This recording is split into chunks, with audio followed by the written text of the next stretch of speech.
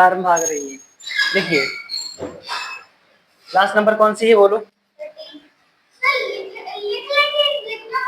साफ करना पड़ेगा। चलिए ठीक। कारक, हमें बहाना ना बताओ, पीटूंगा बहुत। चुपचाप करो काम। लिखने पढ़ने में बड़ी गुंजाइश हो रही है, टहलने घूमने में कुछ नहीं। कारक को कैसे कहते हैं? देखिए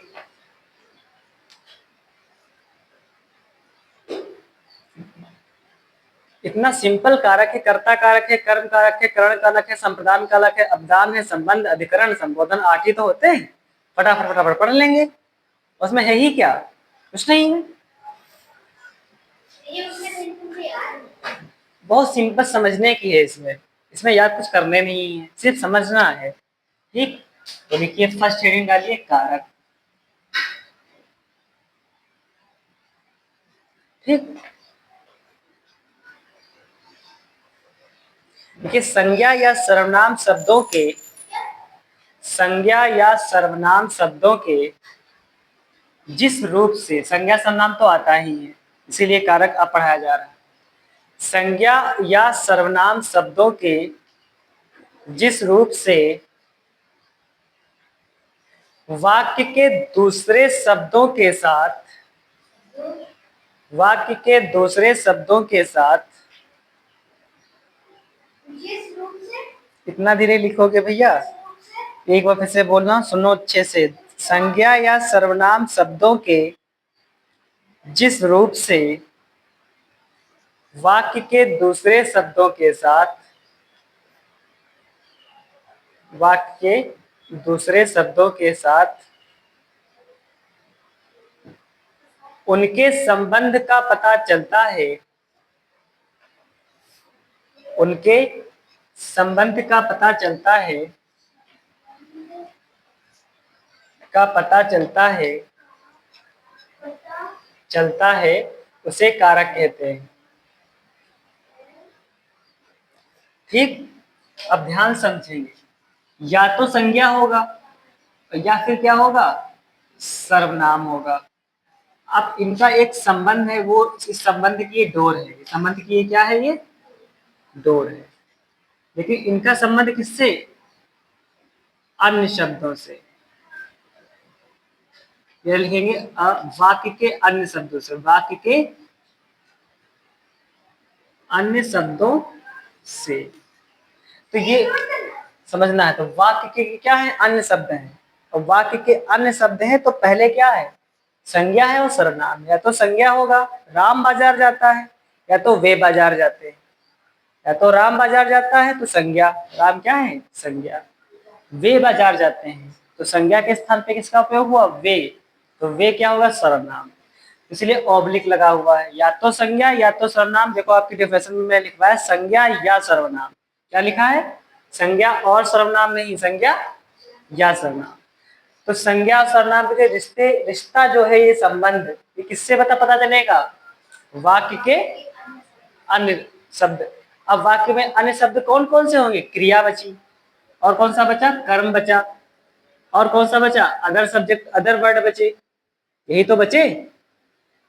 तुम्हें ये तो पता ही होगा कि हिंदी वाक्यों में क्या क्या होता है, कर्म, फिर क्या होगा, सबसे पहले क्या होगा, कर्ता, फिर कर्म, फिर क्या होगा, क्रिया। ये हिंदी का रूल होता है कि सब्जेक्ट, ऑब्जेक्ट और वर्ब।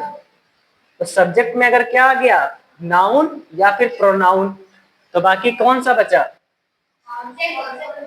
ठीक। तो नाउन और प्रोनाउन अगर है तो नाउन और प्रोनाउन का जो रिलेशन है वो किससे पता चले, अन्य शब्दों से। किससे पता चले, अन्य शब्द में जो बच जाए, अन्य शब्द में जो बच जाए, चाहे वो ऑब्जेक्ट बच जाए, चाहे वो क्रिया बच जाए, उससे जो संबंध बताएगा उसे क्या कहते हैं, कारक। तो ये संबंध बताएगा, ये जो क्या है, ये संबंध, इसे क्या कहेंगे, इसी को क्या कहते हैं, कारक कहते हैं। ठीक है, इसी संबंध को क्या कहते हैं, कारक। जो संबंध बताएगा उसे क्या कहेंगे, कारक कहेंगे। ठीक, जैसे मोहन किताब पढ़ता है, मोहन किताब पढ़ता है, तो मोहन क्या हो गया बताइए? सब्जेक्ट। सब्जेक्ट को क्या कहते हैं? कर्ता। क्या डेफिनेशन होगी? कार्य करने वाला। कार्य करने बात समझ में आई? ये क्या है? किताब। किताब को क्या कहेंगे? कर्म। क्या कहेंगे? कर्म। कर्म का मतलब है कि क्या पढ़ा जा रहा है, क्या पढ़ा जा रहा है। ये प्रभाव किस पे पड़ेगा? या यूं कह लीजिए, अगर किताब ही नहीं है तो पढ़ा क्या जा रहा है? पता नहीं। अगर कर्म ही नहीं होगा तो क्या पढ़ा जा रहा है? पता ही नहीं। मतलब एक्शन तो हो रहा है, कौन सा एक्शन हो रहा है? करने का। एक्शन तो हो रहा है करने का, लेकिन एक्शन तो करने का हो रहा है, लेकिन अगर किताब हम यहाँ पे लगा देंगे तो वाक्य क्या हो जाएगा? पूरा हो जाएगा कि भाई क्या पढ़ा जा रहा है? किताब पढ़ी जा रही है। अब ये पढ़ता क्या है? ये है क्रिया। ये क्या है? क्रिया का मतलब क्या होता है कि कौन सा काम हो रहा है, कौन सा कार्य हो रहा है। तो बताइए यहाँ पे कौन सा काम हो रहा है? क्रिया, पढ़ने का। तो आपको जवाब मिल रहा होगा कि मोहन क्या पढ़ रहा है, तो कौन सी क्रिया होगी? सकर्मक की अकर्मक? अब सकर्मक अगर ना बता पाओ तो जूता मार देंगे खींच के, है कि नहीं? क्या हो गया? सकर्मक क्या होता है? मोहन नहा रहा है, क्या नहा रहा है? पता नहीं, तो कौन सी है? अकर्मक। राम दौड़ रहा है, क्या दौड़ रहा है? पता नहीं, अकर्मक। राम खाना खा रहा है, क्या खा रहा है? खाना, सकर्मक। ठीक। मोहन खेल रहा है, क्या खेल रहा है? पता नहीं, अकर्मक। फिर फुटबॉल खेल रहा है, सकर्मक। मैं पहन रहा हूँ, क्या पहन रहा हूँ? पता नहीं, अकर्मक। मैं टी शर्ट पहन रहा हूँ, क्या पहन रहा हूँ? टी शर्ट, सकर्मक। तो अकर्मक और सकर्मक एक अच्छा 5 पढ़े होंगे, 6-7 में पढ़े होंगे। ठीक। तो यहाँ पे क्या होगा कि अगर किताब अगर हम हटा देंगे तो कौन सी क्रिया? अकर्मक की सकर्मक? और अगर लगा दिया तो मोहन क्या है? सब्जेक्ट, करने वाला। पढ़ना क्या है? क्रिया, एक्शन। जो बच जाए वो क्या होगा? कर्म। ठीक। हिंदी में क्या होगा कि सब्जेक्ट और ऑब्जेक्ट, सब्जेक्ट और एक्शन, मतलब सब्जेक्ट और क्रिया, सब्जेक्ट और वर्ब के बीच में जो बचेगा उसे क्या कहेंगे? कर्म कहेंगे। कर्म पे प्रभाव पड़ता है, वाक्य पूरा हो जाता है कि क्या पढ़ेगा? क्या पढ़ेगा? किताब पढ़ेगा। अब संज्ञा है, सर्वनाम है। यहाँ पे संज्ञा का उपयोग हुआ कि सर्वनाम का? संज्ञा कौन है? मोहन। संज्ञा कौन है? तो मोहन का रिश्ता बाकी चीज से जो बताएगा उसे क्या कहेंगे? कारण। इसमें कौन सी बड़ी बात है? कोई बड़ी बात है? मोहन का रिश्ता जो बाकी चीज से पता चले उसे क्या कहते हैं? कारक। ठीक। अब कारक के लेंगे भेद, और भेद के साथ लेंगे एग्जाम्पल, बात क्लियर होती चली जाएगी। ठीक। तो लिखिए कारक के भेद। हाँ, ये लिख लो, ये बना लो डायग्राम, अगर चाहो तो। समझ में आ गया है तो कोई बात नहीं। अब डालिए कारक के भेद।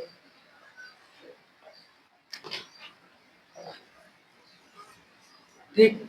इसको रहने तो बनाने को, ठीक है, समझ तो गए ही होंगे। कारक के भेद। तो कारक के कितने भेद हैं? 8।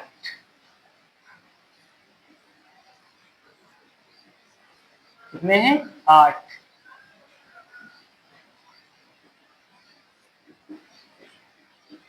देखिए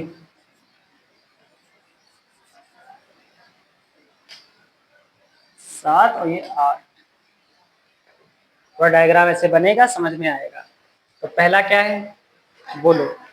देखिए सबसे पहले लिखिए कर्ता कारक। दूसरा कर्म कारक। तीसरा करण कारक। करण। चौथा संप्रदान। संप्रदान कारक। पांचवा बोलिए अपदान कारक। छठा बोलिए संबंध कारक। सातवां बोलिए अधिकरण कारक। आठवां बोले संबोधन कारक। ठीक, अब एक एक को उठाएंगे, इसी में कर लेंगे बिल्कुल शॉर्ट फॉर्म में, फटाफट फटाफट। ठीक, बनाइए डायग्राम बनाइए पूरा, जितना बेस्ट डायग्राम से याद होगा उतना नहीं। ठीक, कर्ता कर्म करण संप्रदान अपदान संबंध अधिकरण संबोधन।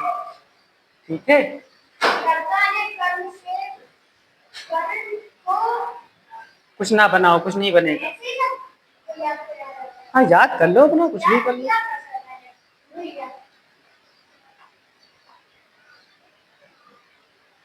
देखिए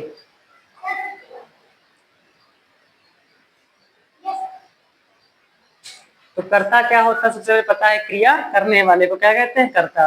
इसलिए हमने कर्ता पहले बता दिया। कर्ता माने सब्जेक्ट, कर्ता माने जो काम कर रहा है, जो काम कर रहा है। ठीक, पढ़ कौन रहा है, तुम क्या हो, कर्ता हो। क्या हो, पढ़ा कौन रहा है, हम। तो पढ़ाने के रेफरेंस में हम क्या है, कर्ता है।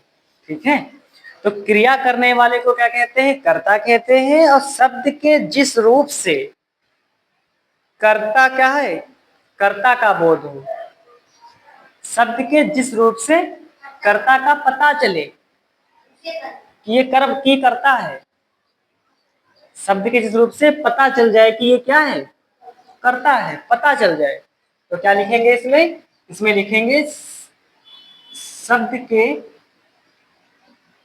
जिस रूप से कर्ता का बोध हो। बस एक लाइन में बात खत्म। शब्द के जिस रूप से कर्ता का बोध हो। ठीक, पता तो चले भाई कर्ता है कौन, पता तो चले कि कर्ता है कौन। एग्जाम्पल के साथ देखेंगे। अब देखो करेक्टर कितने होंगे, जैसे कि एक ऐसा करेक्टर लेंगे इसमें दो एग्जाम्पल। राम ने रावण को मारा, राम ने रावण को मारा। करेक्टर कितने हैं, दो। नाउन कितने हैं, दो, एक राम एक रावण। लेकिन जरूरी नहीं कि दो करता हूं, करता इसमें से कोई एक है। तो कौन करता है, कैसे पता चला, कार्य करने वाला कौन है, कार्य करने वाला कौन है, राम। कार्य करने वाला कौन है, तो क्या लिखा, अगर राम को हटा दे तो लिखा है रावण को मारा, करता ही नहीं। और रावण हटा दे तो राम ने मारा। तो राम ने किसको मारा, रावण को। तो किस बात से पता चल रहा है कि राम करता है, किस बात से पता चल रहा है कि करता है, ये जो ने भाई साहब बैठा है, ने। ठीक, ने जो बैठा है, ने, इससे पता चल रहा है कि करता कौन है, राम। करता कौन है। ठीक, तो ये अंडरलाइन कर लो। ठीक, इसको अंडरलाइन कर लीजिए।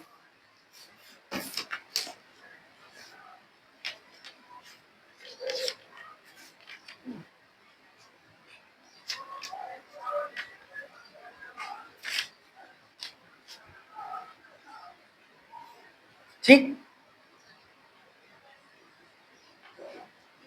जैसे कमला ने दूध पिया, क्या लिखा हमने दूसरा, कमला ने दूध पिया। बताइए इसमें, ये देखो कौन है, कमला। दूध कौन पी रहा है, कमला। ठीक, कोई दिक्कत है, बस इसमें क्या समस्या है। हाँ, दो ही दो लिखेंगे। अब आते हैं कर्म पर, किस पे आते हैं, कर्म कारक। ठीक, अब देखो हमने क्या बताया था, अभी इसके पहले समझाया था तो कौन सा एग्जांपल लिया था, मोहन वाला। क्या क्या था, मोहन किताब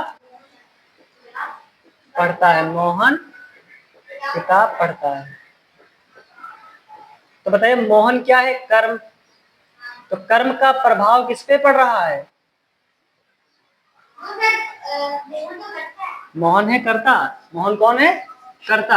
और कर्ता का प्रभाव किस पे पड़ रहा है, पढ़ा कौन जाएगा, पलटा कौन जाएगा, उठाया किसको जाएगा। ठीक है, फटेगा कौन, समझ में आ गया कि कर्ता माने करने वाला, कर्ता का प्रभाव जिस पे पड़ जाए, कर्ता का। तो उठाई कौन जाएगी? किताब। पढ़ा कौन जाएगा? किताब। पलटा कौन जाएगा? किताब। पेज किसके मोड़ के रखे जाएंगे? किताब के। तो कर्ता का प्रभाव जिस पे पड़े उसे क्या कहते हैं? कर्म। क्या कहते हैं? कर्म। और हम पढ़ने क्या जा रहे हैं? बोलो क्या पढ़ने जा रहे हैं? कर्म कारक। क्या पढ़ने जा रहे हैं? तो कर्म माने क्या बताओ? कर्ता का प्रभाव जिस पे पड़े उसे क्या कहते हैं? रोहन अंगूर खा रहा है। कर्म कर्ता कौन है? रोहन। रोहन किसे खाएगा? तो रोहन जो काम करेगा, काम कौन कर रहा है? बताओ प्रतीक, रोहन क्या काम कर रहा है? खाने का प्रभाव किस पे पड़ेगा? किसे खाया जाएगा? खत्म कौन होगा? अंगूर दाबे जाएगा ना दांत के नीचे, अंगूर का रस निकल जाएगा। तो कर्ता का प्रभाव जिस पे पड़े उसे क्या कहते हैं? कर्म। उसे क्या कहते हैं? कर्म। लिखिए,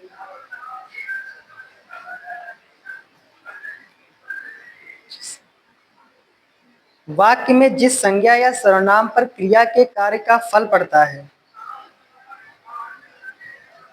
देखेंगे जिस शब्द पर, जिस संज्ञा या सर्वनाम पर, जिस संज्ञा या सर्वनाम पर क्रिया के कार्य का फल पड़ता है, फल पड़ता है। देखो,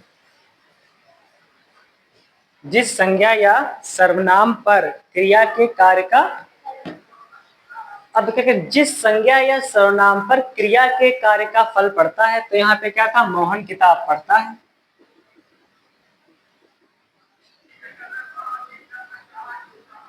तो इसमें क्या है? मोहन क्या है? एक क्या है? एक संज्ञा है।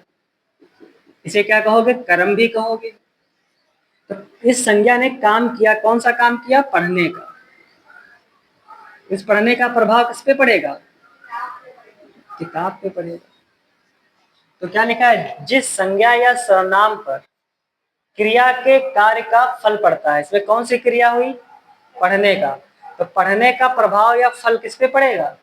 जिस पे पड़ जाए उसे को क्या कहते हैं? कर्म कारक। उसे को क्या कहते हैं? कर्म कारक। सिंपल सी बात है।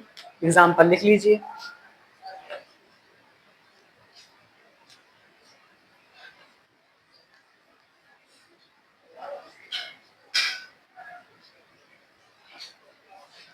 रावण ने राम को मारा।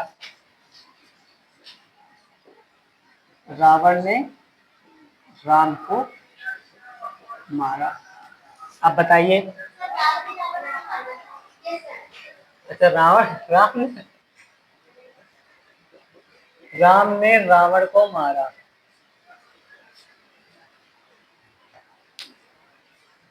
राम ने रावण को मारा। अब बताइए इसमें कर्ता कौन है? राम। काम कौन सा हो रहा है? मारने का। कौन मरेगा? तो कर्ता द्वारा जो प्रभाव किस पे पड़ेगा? रावण पर। तो ये क्या है? रावण को, ये क्या हो जाएगा? कर्म कारक। क्या हो जाएगा? लिख लो। तो दिक्कत, ये प्रोफेसर क्या लिखा? जिस संज्ञा या सर्वनाम पर, देखो ये भी तो संज्ञा है। तो जिस संज्ञा या सर्वनाम पर क्रिया के कार्य का, क्रिया कौन सी हो रही? मारने का। मारने का काम का प्रभाव पड़े। तो जिस संज्ञा या सर्वनाम पर क्रिया के कार्य का क्या पड़े? प्रभाव पड़े, उसे क्या कहते हैं? कर्म कहते हैं। तो राम ने रावण को मारा। अब ध्यान समझिएगा कि जो कर्ता कारक है, अगर इसको पहचानना है तो ब्रैकेट में लिख लेना। इसमें आएगा ने, देखो इसमें आएगा को। क्या आएगा? बस ये सिंबल बना लो। इसमें क्या आएगा? ने। रोहन ने मोहन को पीटा। ठीक है। सुरेश ने चाय पी। मतलब चाय खत्म होगी, कौन खत्म हो जाएगा? चाय खत्म हो जाएगी। सुरेश ने 3 किताबें पढ़ी। कितनी किताबें पढ़ी? 3। ठीक है। समझ पा रहे हैं? सुरेश ने किताब को उठाया। किसको उठाया? को। तो को आ गया। ठीक है, समझ पा रहे हो बेटा? तो इसमें कौन सा एक अक्षर हमारे लिए हो जाएगा को, इसमें कौन सा अक्षर हो जाएगा ने।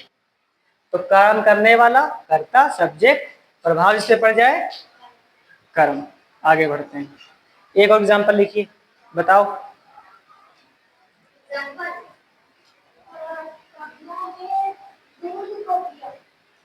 ठीक, और इसमें एक और एग्जांपल लेते हैं, एक को वाला हो गया, एक और लिखिए, एक और होता है से। क्या होता है से? जैसे रमन ने हाथ से कपड़े धोए, रमन ने हाथ से कपड़े धोए। तो बताइए इसमें क्या होगा? नहीं नहीं नहीं नहीं, वही बात, एक कर्म कारक चल रहा है ना, रावण ने राम को मारा। एक और बोलो इसका एग्जाम्पल। कमला ने गर्म दूध को, तो को आ गया, ठीक तो है।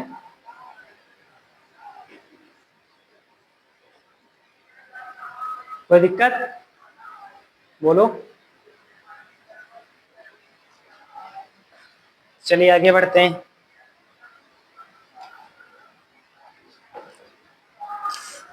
आगे इसमें लिख लीजिए,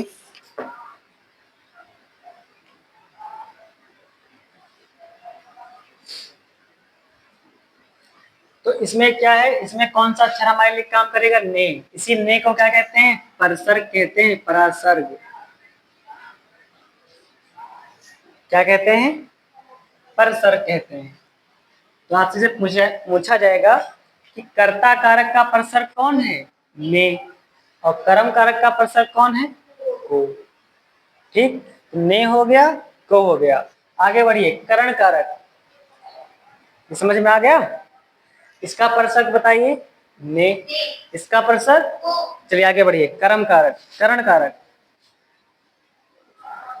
जिस साधन से कोई कार्य पूरा हो, जिस साधन से कोई कार्य पूरा हो, जिस साधन से कोई कार्य पूरा हो।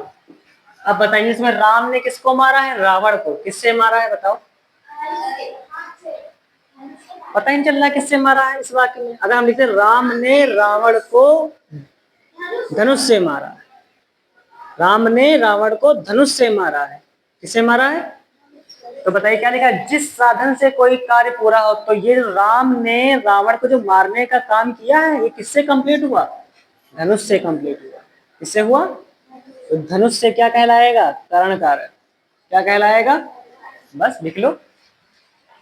ठीक, पायल ने चाकू से सेब काटी, सेब काटा, पायल ने चाकू से सेब काटा, भैया सेब कटवाओ।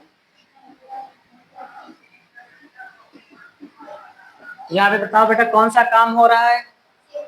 सेब काटने का। तो सेब काटने का कार्य पूरा किससे हुआ? चाकू से।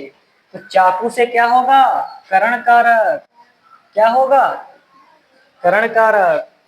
समझ पा रहे हैं आप? हाँ। राधा ने सांप को लाठी से मारा। किससे मारा? लाठी से। रमन ने हाथ से कपड़े धोए, रमन ने हाथ से कपड़े धोए। अखिलेश समझ में आ रहा है? अंशुल, रमन ने क्या किया बताओ? अंशुल बोलेगा। अंशुल बताओ इसमें कर्म क्या है?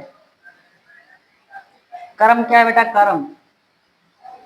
हाँ बोलो अंशुल, इसमें कर्म क्या है? कर्म क्या होता है? कर्म क्या होता है? संज्ञा। कर्म क्या? कर्म क्या होता है? कर्ता का प्रभाव जिस पे पड़े। रुक जाओ, बताओ तुम, बोलो। नहीं बेटा, कर्ता का प्रभाव जिस पे पड़े। कर्ता इसमें कौन है? अरे बेटा कर्ता कौन है? करने वाला। करने वाला कौन है? रमन। क्या कर रहा है? तो प्रभाव किस पे पड़ेगा? कौन धुला जाएगा? धुला कौन जाएगा? अब निचोड़ा कौन जाएगा? समझ पा रहे हो? दर्द किसको होगा? कपड़ों को। प्रभाव किस पे हो रहा है? ठीक है, घूसा घुसोटा किसके मारा जाएगा? कपड़े के। तो कपड़े पर ही तो प्रभाव पड़ेगा। तो कपड़ा क्या है? कर्म। रमन क्या है? कर्ता। ये कपड़ा किससे धुल रहा है? अपने पैरों से, हाथों से। तो हाथ क्या है? वो साधन है जिससे ये कार्य पूरा हो रहा है, इसलिए इसे क्या कहते हैं? करण कारक। अब बताइए आप लोग, इसका परसर क्या होगा? से। इसका परसर क्या होगा? से। लिख लो बेटा, लिख लो, इसका परसर से है। चलिए, समझ में आ गया कौन कारक इतना टफ है? कोई नहीं साहब, सरल कर दिए। आइए, संप्रदान कारक। संप्रदान, जिसके लिए क्रिया की जाती है कि भाई मैं तेरे लिए बर्थडे केक लाऊंगा, तो बर्थडे केक किसके लिए लाए? भाई के लिए। गांधी जी का बर्थडे था, लोगों ने कहा भाई का बर्थडे। गांधी जी के चश्मा लगा दिया, ठीक, नोट पे, बाहर हानि सिंह कर दिए। तो बेटा क्या लिखा कि जिसके लिए क्रिया किया जाता है, किसके लिए क्रिया किया जाता है। तो बर्थडे केक लाए तो किसके लिए लाए? गांधी जी के लिए। तो गांधी जी के लिए लाए ना, तो गांधी जी क्या हो जाएंगे? संप्रदान कारक। लिखिए, जिसके लिए क्रिया की जाती है,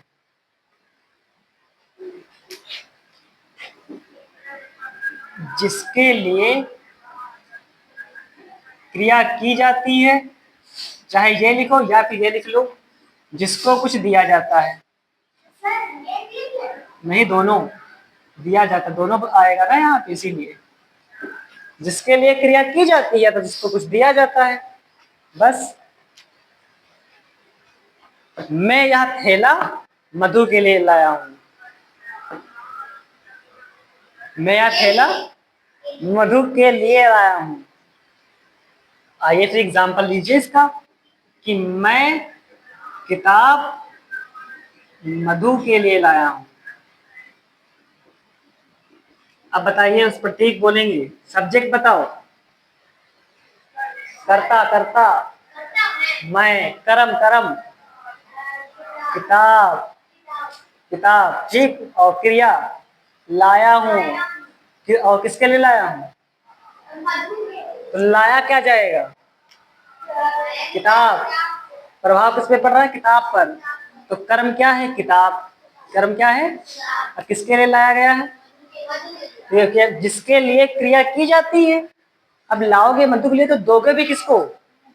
या फिर जिसको कुछ दिया जाता है। तो मैं एक एग्जांपल ऐसा उठाया जिसमें दोनों बात कंप्लीट हो जाए। तो इसमें क्या लिखा है? के लिए। तो के लिए क्या है? बोलो बेटा। संप्रदान कारक। क्या है? मजदूरों को मजदूरी दो। मजदूरों को मजदूरी दो। तो किस पैसा किसको दिया जाएगा? मजदूरी किसके लिए है?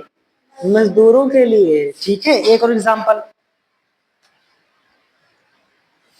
गरीब को दान दो।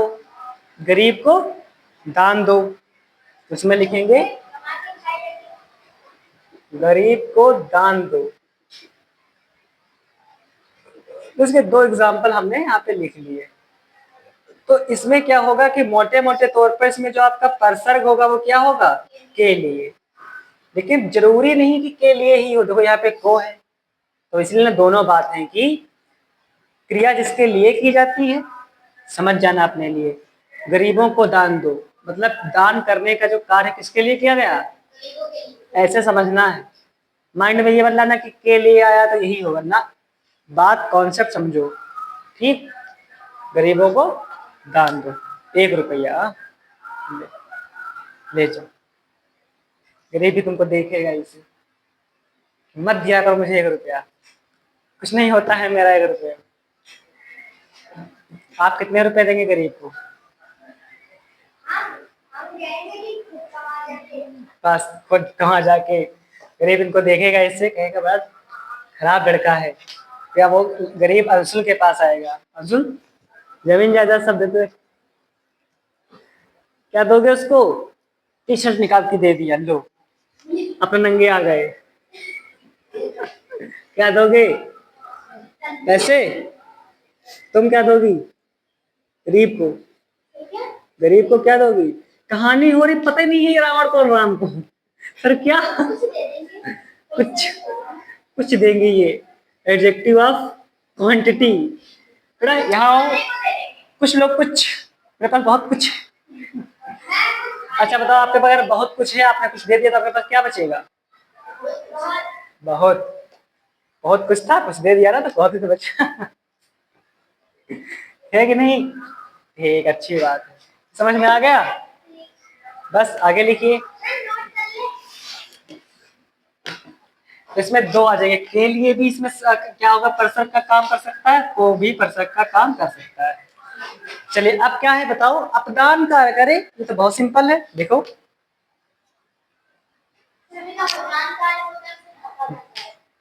अपादान, यहाँ पे, यहाँ पे ये लगाओ। अपादान में क्या होगा, जिससे अलग होने का भाव, जिससे अलग होने का भाव प्रकट हो। लिखिए, जिससे अलग होने का भाव हो, भाव प्रकट हो। हाँ।